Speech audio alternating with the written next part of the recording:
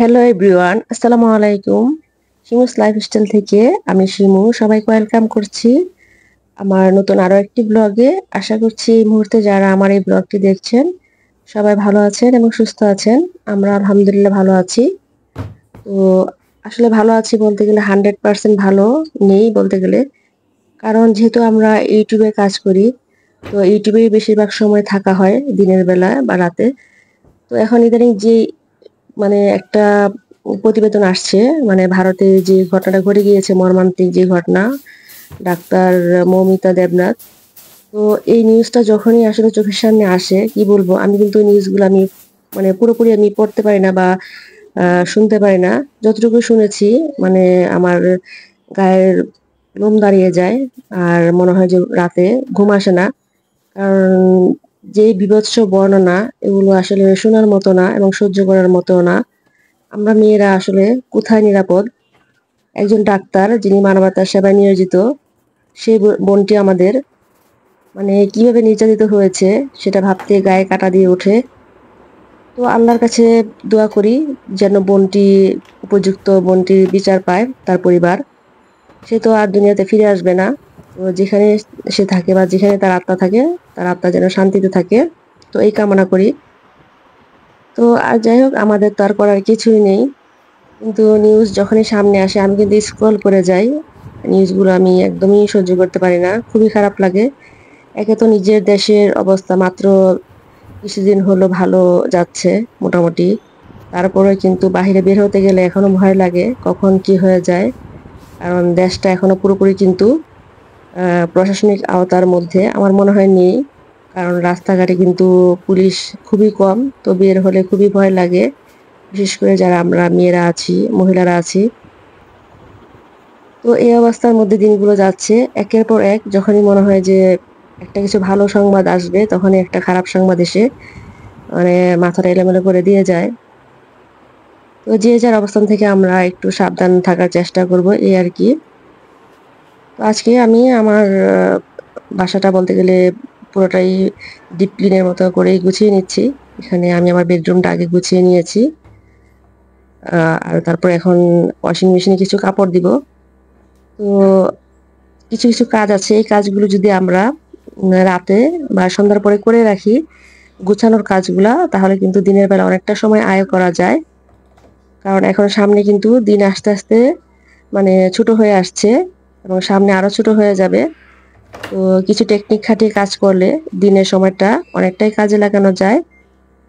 তো দিনের বেলা দেখা যায় যে নাস্তা টাস্তা করে কাজটা শেষ করার পর বা রান্নার প্রিপারেশন নেওয়ার পর রান্না করে রান্নাঘরটা পরিষ্কার করতে করতে অনেকটাই টাইম লেগে যায়।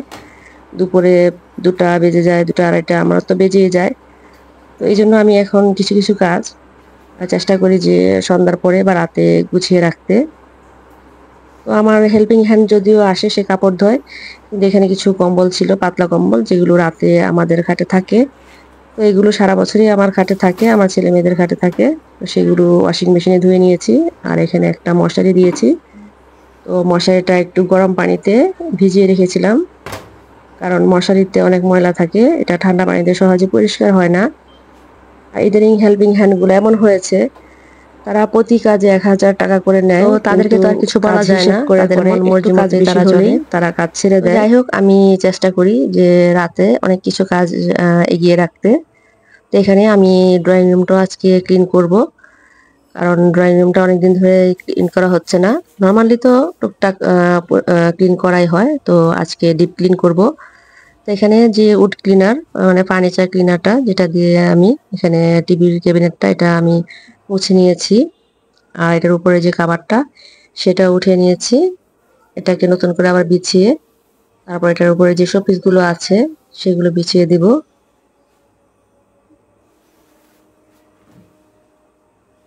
তো যেহেতু এটা ধোয়া, সেজন্য আর ধুতে দিইনি এটা।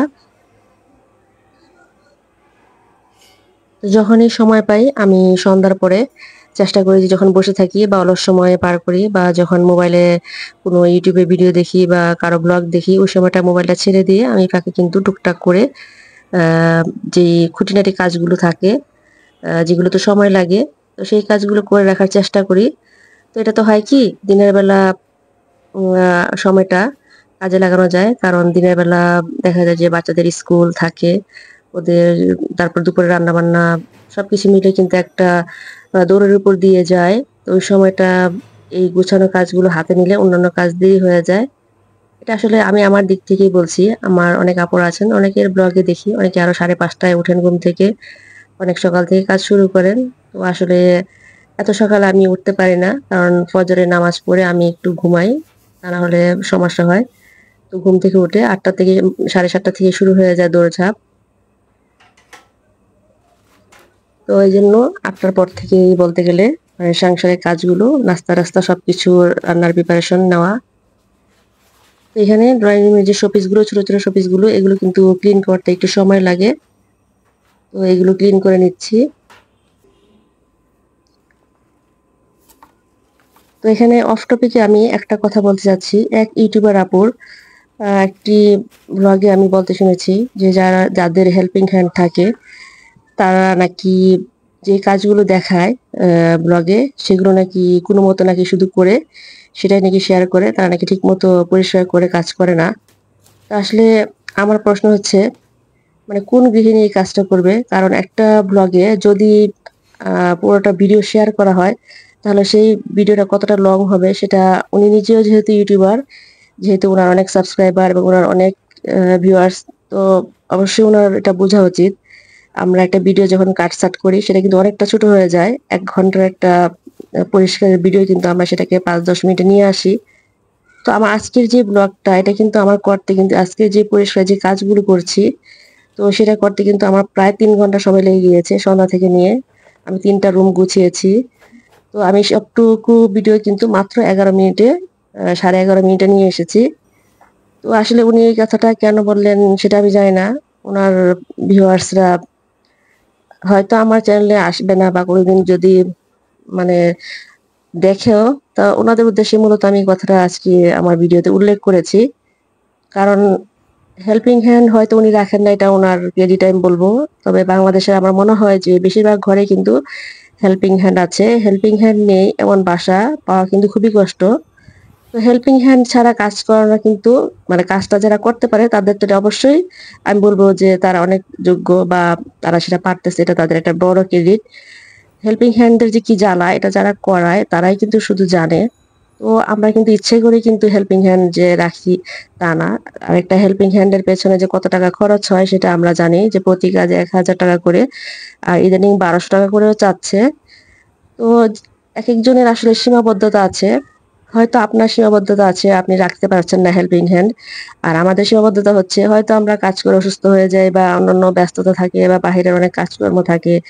যার জন্য হেল্পিং হ্যান্ড ছাড়া যদি ওই সময়টা সবটুকুই সংসারের কাজে লাগে, আমার অন্যান্য বাহিরের যে কাজগুলো বা সংসারের যে অন্যান্য কাজগুলো সেগুলো কিন্তু আমার সময় মতো হবে না। তো এখানে আপনি ঢালাওভাবে বলতে পারেন না যে যাদের হেল্পিং হ্যান্ড আছে এইসব মহিলারা ব্লগে শুধু মানে সামান্য উপর দিয়ে কাজ করে দেখিয়ে দেয়, আসলে পুরা কাজ করে না। তো এটা আপনি আসলে আপনার জ্ঞানের ভিত্তিতে বা আপনার ধারণার ভিত্তিতে কথাগুলো বলেছেন। তো যাই হোক, উনি অনেক আহ, মোটামুটি বড় ইউটিউবারই আমি বলবো। হয়তো আমার কথাগুলো ওনার কানে যাবে না, তবে অনেক আপুরা আছেন হয়তো তার ব্লগ দেখে ভাবতে পারেন যে আমরা যারা হেল্পিং হ্যান্ড আছে, হেল্পিং হ্যান্ড দিয়ে কাজ করাই, তারা সংসারের কাজ করি না। তো আমাদের এই কাজগুলো কে করে দেয় বলুন তো? আর হেল্পিং হ্যান্ডরা কি সব কাজ করে? তারা তাদের নির্দিষ্ট কাজের বাইরে কিন্তু কোনো একটা কাজ, এক্সট্রা কাজ করতে চায় না।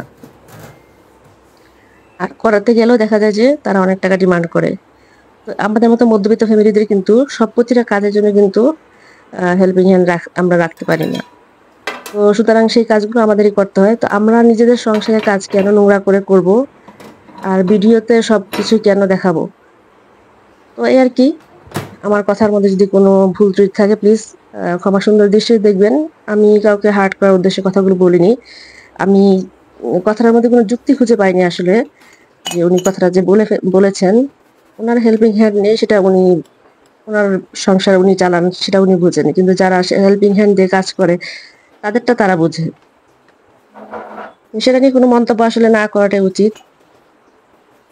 কারো সংসার নিয়ে আসলে এক একজনের সংসারের কাজের সিস্টেম সবকিছু আলাদা। এক একজন আমরা এক একভাবে সংসারটাকে পরিচালনা করি। তো অনেক কথাই বলে ফেললাম, প্লিজ ক্ষমা সুন্দর দৃষ্টিতে দেখবেন। এখানে আমি আমার ওভেনটা ডিপ করে ফেলেছি, আর ওভেনের যে কভারগুলো সেগুলো ধুতে দিয়েছি। এগুলো পরে আমি আবার সেট করব। এখন আপাতত শোপিসের যে ট্রেটা সেটা এখানে রেখে দিলাম। আর ওয়াশিং মেশিনে যে কাপড় দিয়েছি, এ ফাঁকে আমার কিন্তু ওয়াশিং মেশিনেও কাপড় ধোয়া হয়ে গিয়েছে। আমি অলরেডি ২ বার কিন্তু ওয়াশিং মেশিন চালু করেছি। ১ম বার কম্বল ধুয়েছি ২ টা, তারপরে আবার মশারি দিয়েছি এবং অন্যান্য কাপড়ও দিয়েছি। তো এই তো কাজগুলো কিন্তু হয়ে গেছে। তো দেখতে, দেখতে ভিডিওর প্রায় শেষ পর্যায়ে চলে এসেছি। যদি ভিডিওটি ভালো লাগে আপনাদের কাছে কোনো অংশ, তো লাইক দিবেন প্লিজ। আর যদি আরেকটু বেশি ভালো লাগে তাহলে সাবস্ক্রাইব করে পাশে থাকবেন। আর আজকের মতো এখান থেকে বিদায় নিচ্ছি আপনাদের কাছ থেকে। ইনশাআল্লাহ আবারও দেখা হবে পরবর্তী কোনো ভিডিওতে। সেই পর্যন্ত সবাই ভালো থাকবেন। আল্লাহ হাফেজ। আসসালামু আলাইকুম।